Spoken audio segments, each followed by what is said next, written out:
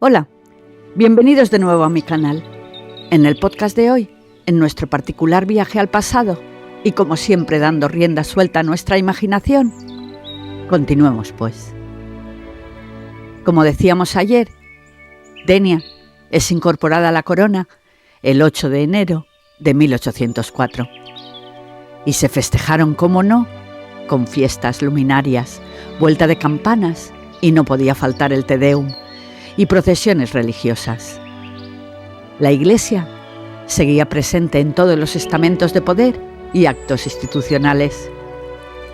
A partir de este momento, la ciudad de Denia ya no está unida al título nobiliario de Marqués de Denia, perteneciente a la Casa Medinaceli.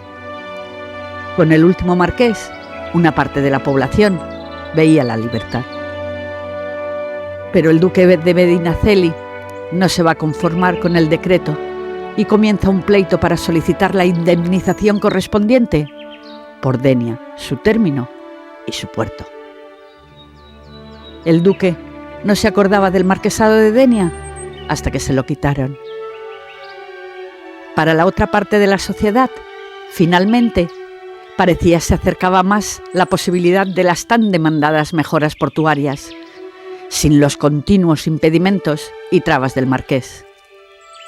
Comerciantes, marinos y marineros veían en la construcción del puerto el avance que necesitaba la ciudad para crecer. Chabás dice: Denia recibió dicha real orden, causando agradable satisfacción entre sus habitantes, que de este modo veían caer las antiguas trabas y divisaban un porvenir más venturoso. Pero la realidad era que el ayuntamiento no tenía medios para sostenerse, y ni con el marqués, ni ahora en la corona, parece que no iban a cambiar mucho las cosas, y mucho menos para realizar reformas. Hacía tiempo que las visitas a Denia de forasteros se habían vuelto habituales.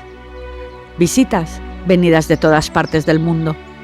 Unos venían a comerciar, otros a contar las bonanzas de antaño en libros de viajes, atlas y enciclopedias. Pero sobre todo, franceses que, asentados ya en Denia, mantenían amistades y negocios con sus países. Y esa primavera, por primera vez, Denia y sus ciudadanos conocen la altura del Mongó, nuestro magnífico Mongó, del que tanto hemos hablado en estos siglos. Gracias al ambicioso proyecto de unos locos franceses que querían instaurar el kilómetro como medida universal, o dicho de otra manera, estandarizar el sistema métrico decimal. Así que el señor Mechain, amigo de Juan Morán, cónsul de Francia en Denia, llega con la intención de estudiar la visión desde el Mongó con respecto a otras montañas, permitiendo la triangulación entre ellas. Mechain y Juan Morán suben a la cima del Mongó el 23 de abril de 1804. Miden la altura de la montaña en 758,94 metros. Para los ciudadanos de Denia, esta novedad no les cambia el rumbo de sus vidas, pero para el científico habría todo un mundo de posibilidades. La ciencia se instalaba en el Mongó para hacer historia. El Mongó era punto de referencia para un importante proyecto. Pero poco después, este científico moría dejando inacabado el estudio. Y mientras tanto, en la corte, Carlos IV y su esposa, María Luisa de Parma, que además de cazar, comer y disfrutar de sus riquezas, era experto en tomar malas decisiones para España, tanto que la corte y su gobierno estaban completamente divididos. El pueblo estaba pasando calamidades, enfermedades, plagas, sequías, y los alborotos y revueltas encienden los ánimos en las ciudades en protesta por el hambre. Los hombres son utilizados para el ejército, las tierras no se cultivan, las epidemias acaban con las cosechas, las ciudades llenas de miseria, pobres y lisiados sin poder sustentarse. Y estando en estas, el Ayuntamiento de Denia recibe una solicitud de grano del Consejo de Castilla ante la situación de pobreza que se encuentra el país. Claro, ahora, al pertenecer a la corona, también había que auxiliar las demandas de Castilla. La corporación municipal comunica así la situación real de Denia. En esta ciudad no hay pósito de grano ni otro fondo público más que el de propios, que deducidos los gastos precisos y pagándose a los acreedores, no queda cantidad alguna, por cuyo motivo no puede esta ciudad, por carecer de dinero, para poderlas pagar al contado, ni de otros arbitrios con que poderse obligar a la solvencia por plazos. Denia, 10 de agosto de 1804. El gobierno de la ciudad arrastra deudas, y una constante era que las arcas municipales siempre declaran quiebra. La sociedad de Denia, en ese momento, se distinguía entre diferentes clases sociales. Ya no eran solo la nobleza, el clero y la iglesia. Ahora, comerciantes compraban tierra a los nobles y extranjeros se establecen como terratenientes. De la misma manera y como siempre, las clases populares, mayoritariamente agricultores, pasan a ser jornaleros que dependen de los señores y siempre maltratados, no solo por los dueños de las tierras, sino por las inclemencias del tiempo que perjudicaban sus cosechas con sequías, plagas de langosta, tormentas y lluvias torrenciales que inundaban todo y acaban con cosechas, huertos, plantaciones y sin recurso se endeudaban sin poder pagar impuestos. El ayuntamiento arrendaba el abastecimiento de todo tipo de víveres y mercaderías para recaudar impuestos. Y Denia seguía creciendo. 4 tiendas, la del carrer Lamar, la de la Plaza, la del carrer Loreto y en el carrer Olivera. Las carnicerías y matarifes también se encontraban detrás del ayuntamiento, junto a la plaza que da a las puertas del castillo. También se arrendan las panaderías y el abastecimiento de nieve. Los forasteros se hospedaban en el mesón de la calle Loreto o la posada de la calle Cop, dentro de las murallas. Y el Raval, el creciente barrio Baix-la-Mar, también había hospedajes, tiendas, comercios, crecían las aduanas y los consulados, y almacenes para comerciar. Otro forastero que nos visita por esas fechas es Alexander Laborde. Llega a Denia como agregado de la embajada francesa, y como tal es recibido por Juan Morant, y durante varios días, en calidad de arqueólogo, describe la ciudad en su estudio de monumentos, realizando dibujos para grabados de los lugares que visita.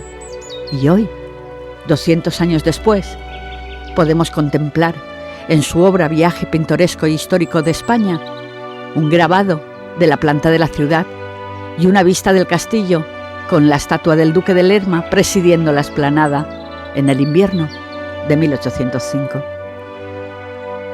Y unos meses después, el 3 de septiembre de ese mismo año, se formaliza la toma de posesión oficial de la incorporación a la corona.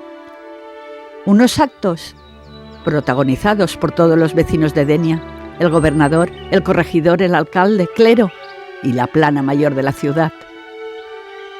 La escenificación de la incorporación a la corona de Denia se desarrolló como una función teatral. Desde la época de los Austrias, a los nobles, clero y la sociedad de Denia le habían tomado el gusto a las representaciones y escenificaciones de actos con todos los boatos y liturgia. Ese mismo día, por la mañana temprano, se oficiaron el solemne acto de intercambio de órdenes y obediencia a la corona. El acto se produce en el salón del ayuntamiento. En aquel momento, cuartel general de las tropas, que se había habilitado para la ocasión con un crucifijo bajo palio de telas carmesí, donde tras el traspaso de cargos se dirigieron en comitiva a la iglesia a cantar el Te Deum, y al toque de campanas se dirigen al castillo, donde abrieron y cerraron las puertas, se quitaron los escudos con las armas del marqués y se derribó la estatua del duque cardenal don Francisco de Sandoval y Rojas, quinto marqués de Denia. Y así dejaba de existir. Tras 2 siglos, había presidido el castillo. Era punto de referencia para navegantes y había permanecido inalterable, con la profunda e impasible mirada dirigida a su ciudad. Había resistido a guerras, la destrucción de su villa, de su palacio, y ahora yacía inmóvil en el suelo de su palacio. Nadie se acordaba de lo que había enriquecido y cuidado a su ciudad y a sus ciudadanos. Y pronto se pierde todo su rastro. Por la tarde se procedió a la toma de la ciudad con la misma escenificación. Se abrieron y cerraron las puertas de tierra y de mar, quitando el escudo de armas del Marqués de las Puertas. Después, la comitiva se dirige a Puerto por la calle del Mar, y en el cruce de la Cruz dejan el paseo de los árboles que dirige al convento y giran por el derruido Foramur, que sube a la puerta de socorro del castillo, y en dirección a la calle Pont pasan por delante de la iglesia de San Telmo, que todavía está en construcción. Al llegar al embarcadero, el gobernador dio la orden de la salida de todas las naves de puerto, cerrando y abriendo el puerto con salvas de artillería. Entran de nuevo las naves a puerto, ya de la corona. Entre vítores y salvas de artillería finaliza la toma de posesión. La ciudad, el término y el puerto pertenecen a la corona española. Tras estos actos, la comitiva se dirige al ayuntamiento, donde en la sala y en la plaza la gente lo celebra con chocolate, dulces, música, baile y fuegos artificiales. Denia, a partir de ese momento, tiene un nuevo escudo de armas, representado por una torre, y unas nuevas ordenanzas para el buen gobierno de la ciudad. Pero la ciudad presenta las mismas dificultades que antes de entrar a la corona. Los caminos para llegar a Denia eran intransitables, no solo para carros y carruajes, sino para la misma caballería. Y esto empeoraba en época de lluvias, donde los accidentes se producen constantemente. Las vías terrestres para llegar a Denia no habían cambiado. El camino a Gandía, pasando por las poblaciones de Sella, Mirarosa y Miraflor, pasando por el Molinell a Oliva. La senda de las Marinas llegaba hasta Les Basetes, sorteando marjales. La recta que se dirige a Ondara y que comunica con Pedreguer. Los caminos de herradura dificultaban la llegada a Denia por tierra. Y como años atrás, el puerto seguía con sus problemas de limpieza y calado. Tampoco había mejorado el principal problema de la ciudad con los enterramientos. Las actuales normas establecen el necesario cementerio fuera de la ciudad por salubridad. Y esta medida es urgente. Palau nos cuenta el gran problema al que él mismo buscó una solución in extremis, rehabilitando los enterramientos en los vasos de la capilla del Rosario del Castillo.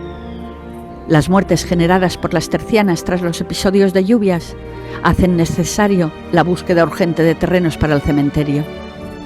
Y para mantener la salubridad entre los ciudadanos, se manda la reconstrucción ese mismo año del lavadero de la Gola del Riachol, en el Saladar, donde se apuntala un tejado y se acondiciona con 3 piletas de lavado, una para personas sanas, otra para lavar la ropa de las personas enfermas o fallecidas y una tercera para tintes. También se inicia el empedrado de las calles desde la iglesia a la calle Caballers, Loreto, Mayor y Cop, en la que contribuyen los mismos vecinos, pagando lo correspondiente por el tramo en dinero o en jornal. Pero también, según nos cuenta Palau, estas obras no estaban bien hechas por parte del constructor y tras varias caídas, la misma gente retiraba las piedras de delante de sus fachadas. Así que aunque la ciudad seguía teniendo los mismos problemas que antaño, aumentaban los ciudadanos. Los nobles tenían criadas que conviven en sus casas. Las calles Caballers, Mayor, San José y la calle Las Monjas alojaban a los nobles y comerciantes. Las aledañas y más pequeñas, la Brecha, Olivera y la zona cercana a las rocas del castillo, viven jornaleros y la gente más humilde. Y a finales de ese mismo 1806 llegan a Denia los señores Biot y Arago, científicos franceses, para continuar con los trabajos comenzados por el señor Mechén 2 años antes. Juan Morand, el cónsul de Francia, los espera en el puerto y facilita la labor y lo necesario para los importantes estudios que se iban a realizar. Biot y Arago venían de Ibiza, de comprobar que la montaña que se veía desde allí definitivamente era el Mongo. Y ese noviembre comienza la expedición científica a subir el Mongo y buscar un lugar donde refugiarse de la crudeza de los vientos, construyendo una pequeña cabaña de piedra donde se instalaron hasta febrero de 1808. Vecinos, marineros, presos, todos participan en el proyecto. Y durante meses, las noches más claras y frías desde el Mongo, se vislumbran extrañas luces.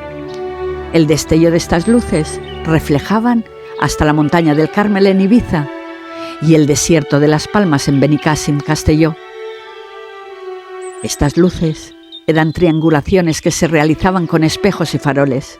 Y así, desde la cima del Mongo, con operaciones geodésicas incomprensibles para la mayoría de habitantes de la zona, se conectan al meridiano de París y con él la creación del sistema métrico decimal.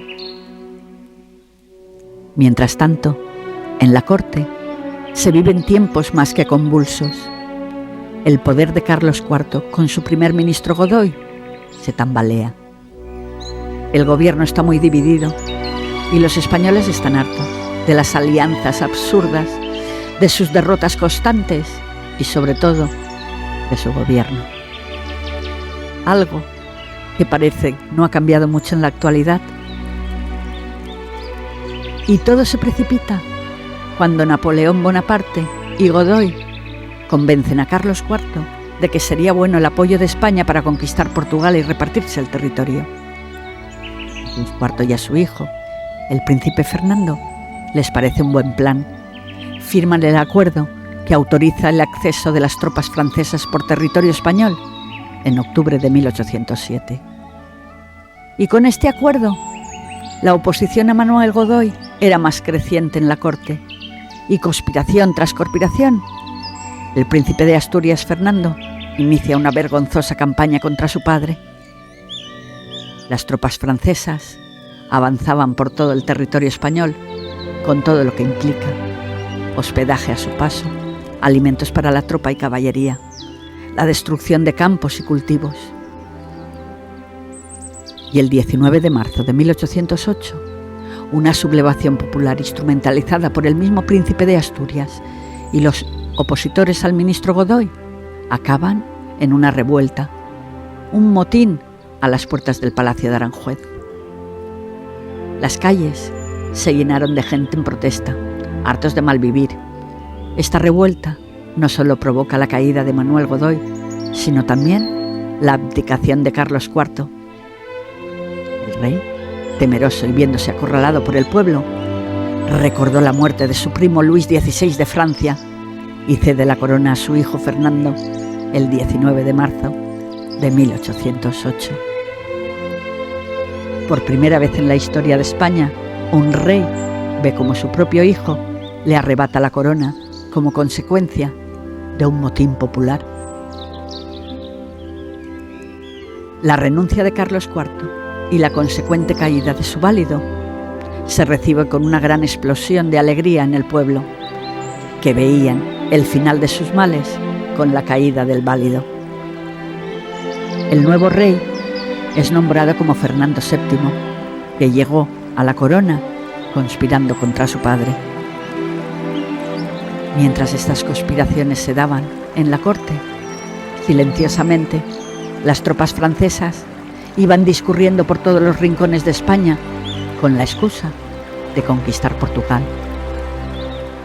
Tras la abdicación, Carlos IV le manda un correo a Napoleón pidiéndole refugio. Y dice: yo no he renunciado a favor de mi hijo, sino por la fuerza de las circunstancias. Cuando el estruendo de las armas y los clamores de una guardia sublevada me hacían conocer bastante la necesidad de escoger la vida o la muerte. Yo fui forzado a renunciar, pero he tomado la resolución de conformarme con todo lo que quiera disponer de nosotros y de mi suerte, la de la reina y la del príncipe de la paz. Napoleón, confiado de sus tropas, afirmaba que los españoles eran una chusma de aldeaños dirigido por una chusma de curas, y aprovechó el momento para que Fernando VII acudiera a Bayona a una entrevista con él, y donde su padre, el rey Carlos IV, se encontraba exiliado. La gente, el pueblo, empezó a sospechar, ya que las tropas se asentaban, viendo que no estaban de paso, y tras el intento de llevarse por la fuerza al hijo menor de Carlos IV, al infante Francisco de Paulato, hizo que se destapara el plan de Napoleón y se desencadena una rebelión popular que protesta frente al Palacio Real de Madrid durante la noche del 1 de mayo. El pueblo se dio cuenta de que estaban solos. No había reyes, ni nobles, ni obispos. Los jefes militares de los nobles y el ejército de Fernando VII, todos habían huido o escondido. Los nobles permanecen neutrales, agasajando a las tropas francesas y quedándose quieto ante los desmanes que cometen los franceses. Con el paso de las horas, las revueltas populares se extienden por toda la ciudad. Y el 2 de mayo fue una jornada trágica en la que murieron miles de personas, jóvenes, viejos, hombres, mujeres y niños madrileños que combatían cara a cara solos contra los franceses. Entre todos ellos se encontraban una joven costurera de 17 años, Manuela Malasaña, que ayudaba a su padre preparando los cartuchos de pólvora y que ahora da nombre a uno de los barrios más famosos de Madrid. Manuela fue fusilada por los franceses. Al día siguiente, el 3 de mayo, el comandante del ejército francés nombrado gobernador de Madrid, Joaquín Murat, cuñado de Napoleón, toma medidas para restablecer el orden, castigando de manera sangrienta el levantamiento popular. Y en los huertos de su residencia en Moncloa son fusilados todos aquellos que han sido apresados con las armas en la mano. Ese mismo 3 de mayo se declara la guerra a los franceses. Después de los sucesos acaecidos ese 2 de mayo y a lo largo de todo el mes, se producen levantamientos provinciales. Mientras tanto, el 5 de mayo, los reyes de España, Fernando VII y Carlos IV, firman las abdicaciones impuestas por Napoleón Bonaparte. La corona, símbolo de la legitimidad de la monarquía española, pasa de las manos de Fernando a las de su padre Carlos, y de las de este a Napoleón, quien a su vez elegirá a su hermano José Bonaparte como rey de España. Napoleón había cambiado a los Borbones por los Bonaparte. Y así, mientras Napoleón invade la península amparado por la firma de los Borbones, padre e hijo serán mantenidos por Napoleón en cómodos retiros con toda su corte. Mientras tanto, las noticias corrían por los pueblos y ciudades. Los Borbones habían entregado España a los franceses a cambio de lujosos palacios. Y cada vez se suman más y más pueblos y ciudades alzándose contra los franceses. Ante la falta de autoridad, será el pueblo español el que defenderá a España del enemigo. Madrid, Asturias, Sevilla, Galicia, Zaragoza, Cataluña. Por primera vez, el pueblo español lucha por voluntad propia, popular, sin reyes, ni nobles, ni señores que les mandaran. Ese 2 de mayo, al grito de "fuera los franceses", se produjo el levantamiento de toda España. A Denia iban llegando las noticias con cautela, por medio de la prensa, el correo, y todos especulaban con el avance de las tropas francesas. Las noticias eran confusas según de dónde venían. Los nobles querían mantenerse neutrales, a verlas venir. Los afrancesados, Morant, Merle, Chavas, Bordeore, pertenecen a las familias bien de la ciudad y ocupan cargos públicos. Y como siempre, el más temeroso ante las noticias, el pueblo llano, el jornalero, el agricultor, el marinero, el trabajador. Todos ellos veían una traición en la invasión francesa. Se iba formando guerrillas de milicianos por toda España. La guerra contra los franceses había comenzado. Continuará. Si les ha gustado, no olviden suscribirse a mi canal. Muchas gracias por seguirme.